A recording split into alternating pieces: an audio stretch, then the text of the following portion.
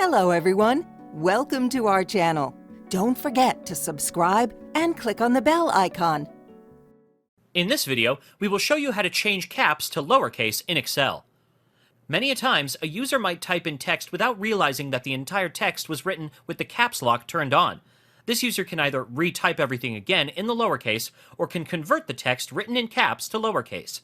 For the purpose of this tutorial, we will write a few lines containing all capital letters in the column A.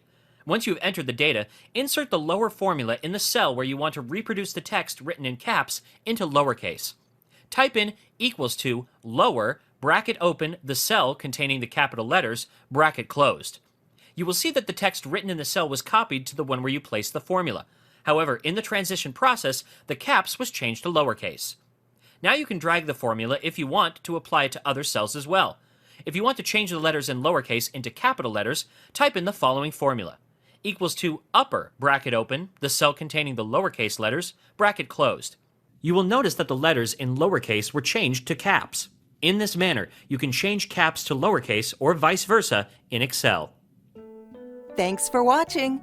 If you enjoyed this video, please make sure to give it a thumbs up and subscribe to our channel.